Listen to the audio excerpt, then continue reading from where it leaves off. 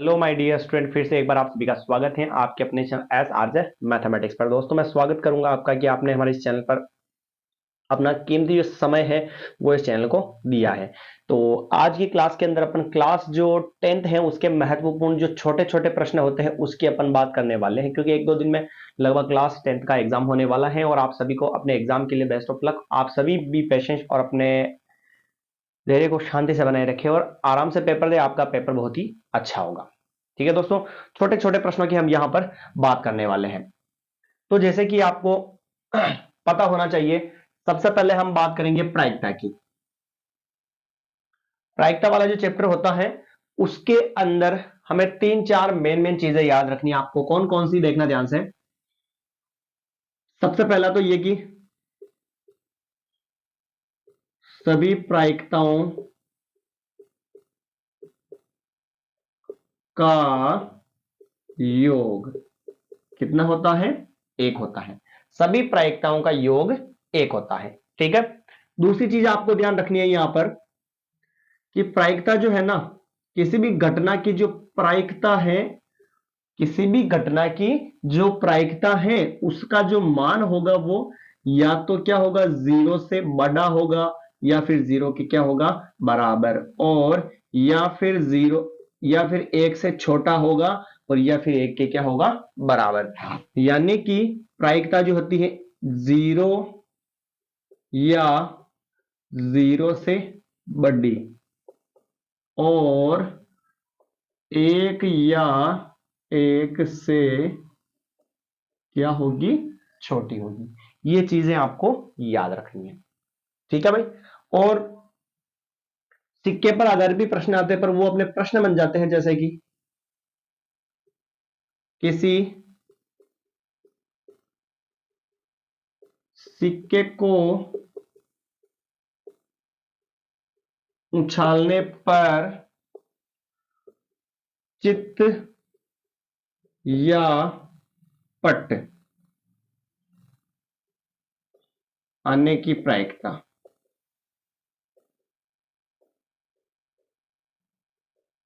चित्त या पट, या तो फिर चित्त आने की प्रायिकता ज्ञात कीजिए और या फिर जो है पट आने की प्रायिकता ज्ञात कीजिए। दोनों की मैं बता रहा हूं, है ना।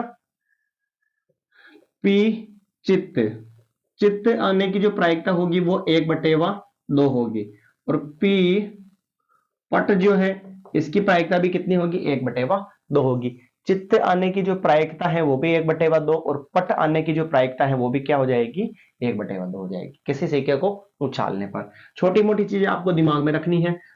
चौथा जो प्रश्न है वो किसी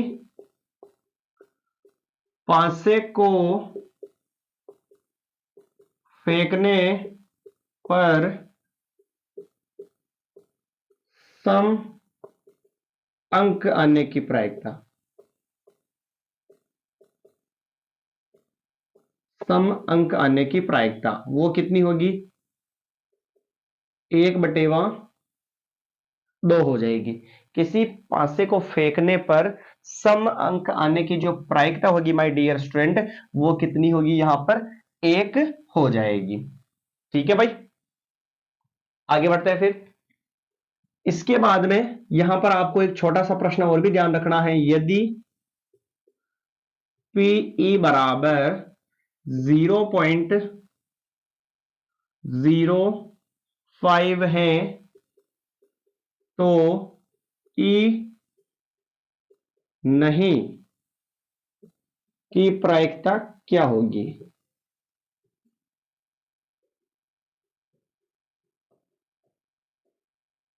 ई नहीं की प्रायिकता क्या होगी, ये हमें पता करना है। तो आपको फॉर्मूला पता होना चाहिए दोस्तों कि फॉर्मूला क्या होगा।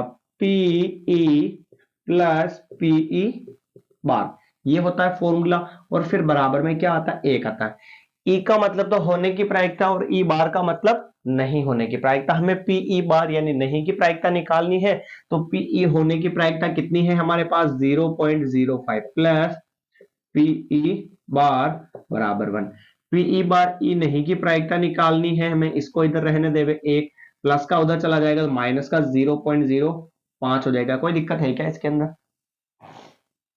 नहीं है, चलिए आगे बढ़ते। पी ई बराबर, एक में से ये घटाना है, एक में से ये घटाना है तो एक लगाकर क्या लगा दो, पॉइंट लगाकर 0 0 लिख दो, क्योंकि जोड़ या बाकी के अंदर पॉइंट से पॉइंट, जोड़ या बाकी के अंदर अगर कोई पॉइंट वाला सवाल आ जावे तो पॉइंट यानी दशमलव शीद में जरूर मिलना चाहिए, एक ही लाइन में जरूर मिलना चाहिए। तो यहां पर पॉइंट लगाकर फिर क्या लिख दिया, 0 0 लिख दिया, और इधर था 0.05, घटाएंगे तो कितना आ जाएगा, 95 आ जाएगा, और 0.95 आ जाएगा। तो ये जो है इसका क्या हो गया भाई, आंसर हो गया। कोई दिक्कत है क्या इसके अंदर, नहीं है। अगले सवाल की हम बात करते हैं यहीं पर, ये हो जाएगा छठा सवाल। हालांकि प्रश्न तो बहुत बनते हैं बड़े छोटे, पर हम छोटे छोटे प्रश्नों की बात करेंगे, छोटे छोटे प्रश्न क्या बनेंगे। प्रायिकता का सूत्र आपको पता होना चाहिए, प्रायिकता का सूत्र आपको पता होना चाहिए, क्या होता है, घटना में घटित परिणाम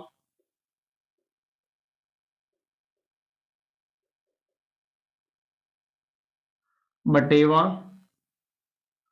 कुल परिणाम, घटना में घटित परिणाम बटेवा कुल परिणाम। ठीक है भाई, आगे बढ़े।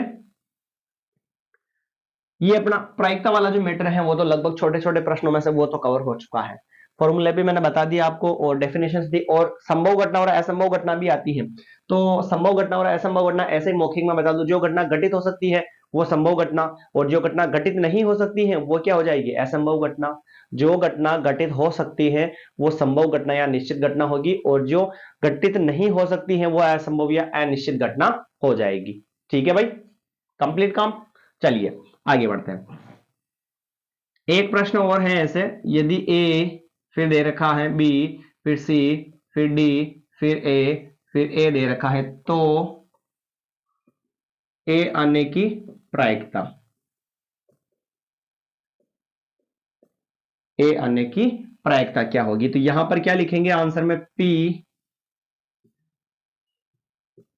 किसके आने की प्रायिकता पूछ रहा है, ए आने की, तो यहां पर क्या लिखेंगे, पी ए, यानी कि ए आने की प्रायिकता, फिर बराबर ए कितनी बार आ रहा बताओ मुझे इसमें, 2 बार, तो ये 2 और बटे हम कुल संख्या कितनी है भाई, 6 है, 2 से काटा इसको 1 बार, इसको काटा 3 बार, तो क्या आ गया आंसर अपना, 1/3 आ गया।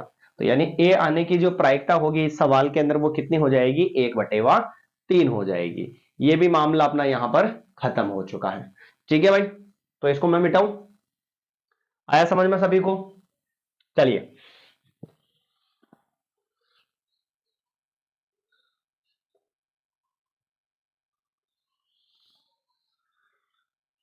ये थे प्रायिकता से संबंधित छोटे छोटे प्रश्न।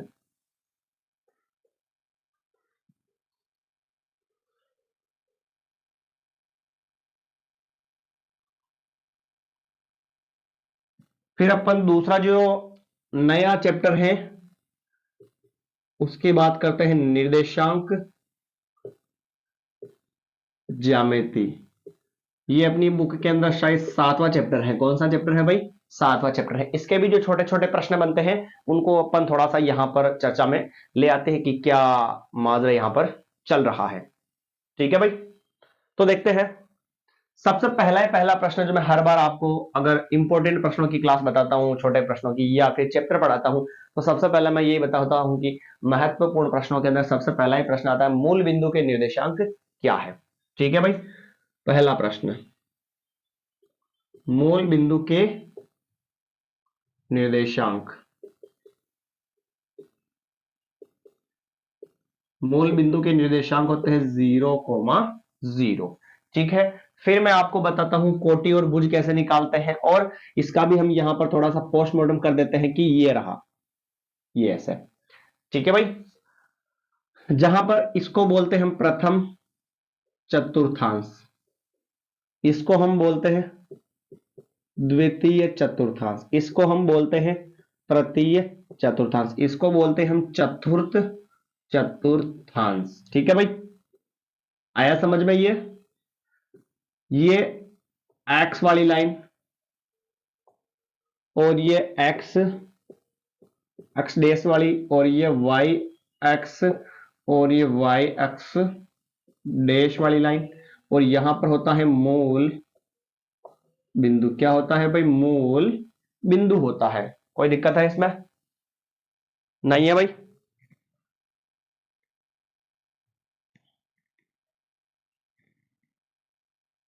आगे बढ़े तो अब आगे जो है फिर आते हैं हम, यहां पर ये भी ध्यान रखना आपको भाई, ये सारे प्लस के होते हैं इसके अंदर।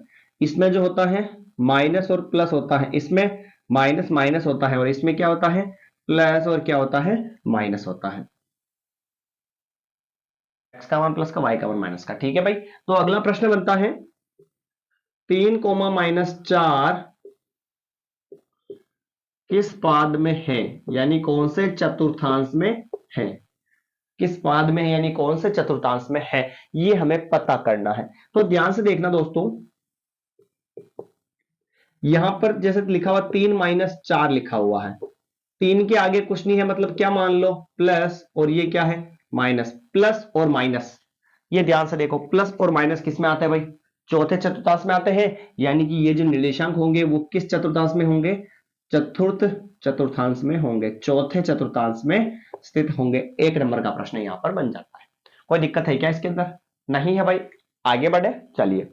फिर अगला जो प्रश्न आता है वो है कोटि और भुज निकालना। जैसे इसी प्रश्न को लिख लूं मैं, 3, 4 की कोटि क्या होगी?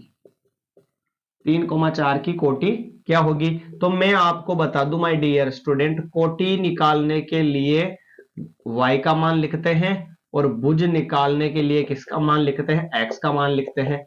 y तो बोलते हैं सेकंड नंबर वाले को, x बोलते हैं फर्स्ट नंबर वाले को, यानी कि 4, 3 जो 3, 4 निर्देशांक था उसके अंदर भुज जो है वो तो हो जाएगा 3, और कोटि क्या हो जाएगी?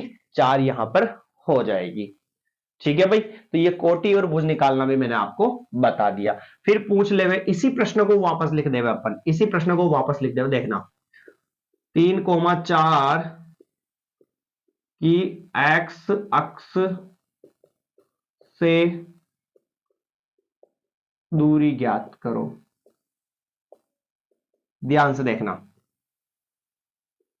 एक्स अक्ष से दूरी, एक्स अक्ष से दूरी बराबर, एक्स अक्ष से दूरी बराबर, जब कभी भी तुम्हें एक्स अक्ष से दूरी पूछ लेवे, इससे दूरी पूछ लेवे, तो क्या आएगा? y, और फिर y अक्ष से दूरी पूछ लेवे ना, तो क्या बोलोगे?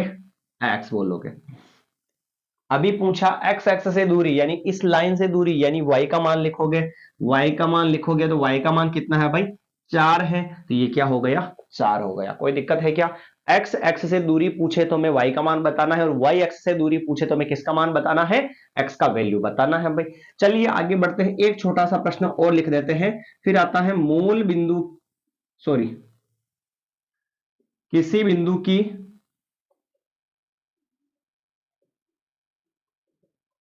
मूल बिंदु से दूरी क्या होगी?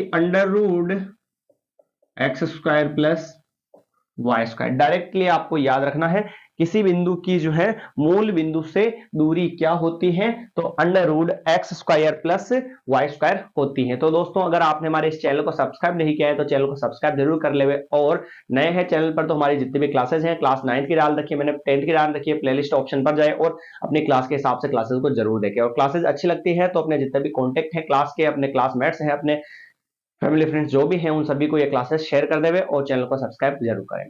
मिलते हैं ऐसे इंटरेस्टिंग सवाल जो छोटे छोटे होंगे, उसकी 1 क्लास और 2 क्लास अपन यहाँ पर और डालने वाले, क्लास 10th की। फिर अपना मामला यहीं पर खत्म, और आप सभी को अपने एग्जाम के लिए बेस्ट ऑफ लक। जय हिंद।